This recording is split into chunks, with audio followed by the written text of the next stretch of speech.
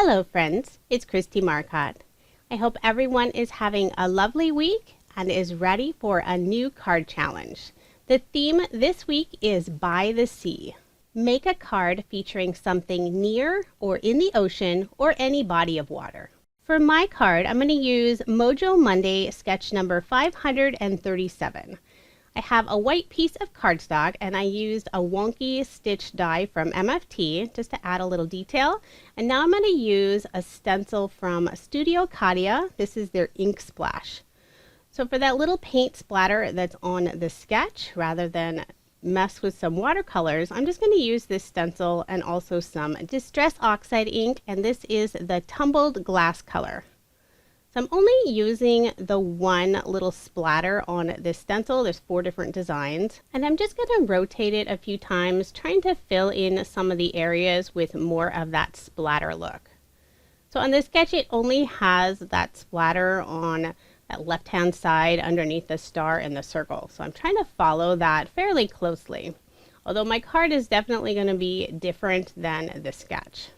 I could have taped the stencil down, but I'm just holding it firmly and then I just lift it up, seeing where else I need to add some more color. So now I'm going to pull in a kit from Queen & Company. This is their summer shaped shaker kit, and I'm going to use the palm tree.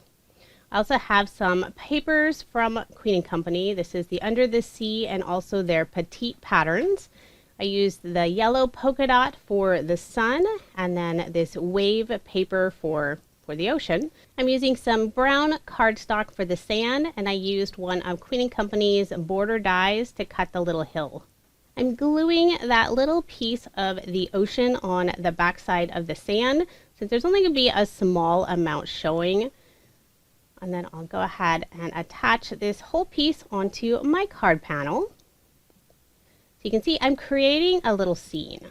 Then next I'll attach the sun, and it's going to hang off of the edge, and I will just trim that down. I'm just using some liquid adhesive and then flipped the whole panel over to trim it off so it's flush to the right.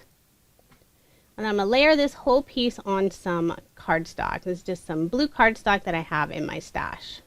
For my weekly card challenges, I try to use product that I already own. There's a few things that I've never used before, just had them hanging out in my craft room, like the Queen & Company summer kit.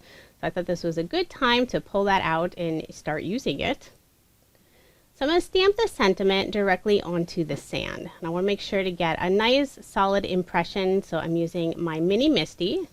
And the sentiment is relax and enjoy your day. I'm just going to stamp that using some brown ink. This is by scrapbook.com. It's the dark chocolate color. Really like this color. And I'll just ink that up twice to get a nice solid impression. And I did get a little bit of glue on the left-hand side of the sentiment. There was just some on my finger, but I will cover that up later. So now I'm going to work on the palm tree. I will be making a shaker card. Queen & Company's kits work nicely as non-shakers as well, but I really like the shaker cards.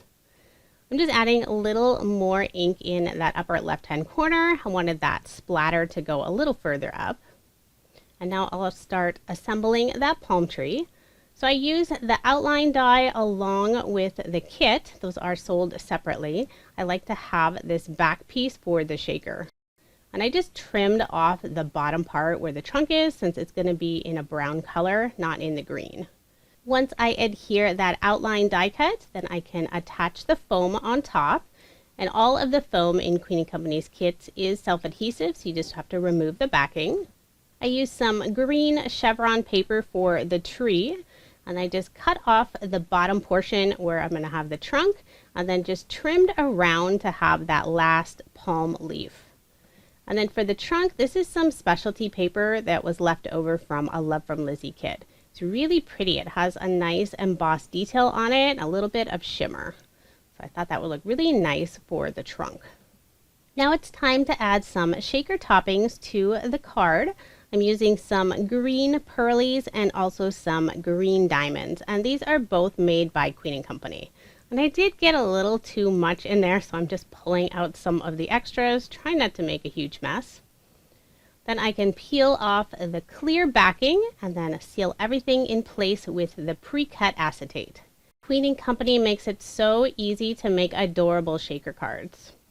So now I'm just going to put some liquid adhesive around this outside where the foam is, and then I can attach those paper frames. And I love all of the stitch detail on those frames.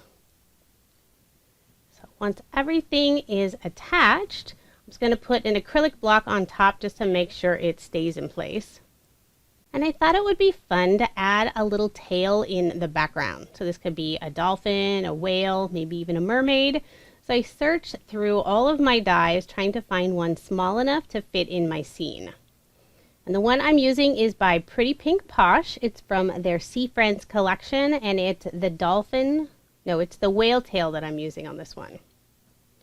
So I just trimmed it down, and then I just have it sitting right underneath the tree way off in the horizon. And now just some finishing touches. I'm using some of the seashells that were included in Queen & Company's Under the Sea kit. This is one of their really fun toppings. And I selected two different colors. I have the yellow and also, I think it's the white, but it has an iridescent look, so it's kind of a pinkish purple color. Later, I do change out the pink one. I didn't think it matched very nicely with the rest of the colors on the card. So I'm just attaching these using some mini glue dots. I made sure to put one of the shells directly over that little glue oops that I did earlier. So now nobody will be able to see it. And there is my finished card. This was such a fun scene to make. If you would like to play along with my card challenge, you can head over to my Instagram or my Facebook page. I'm at The Best Things in Life Are Pink, and I do have links to all my social media pages in the description box below. If you do post on Instagram, be sure to use the hashtag kristiescardchallenge so I'll be able to see that. Just know if you have a private account, I won't be able to view your entry, but I'd still love for you to play along. There is no time frame for the challenges. I know many people are still catching up from a few weeks ago, and that's just fine. This is just for fun. Thank you so much for watching, and I hope you have a wonderful day.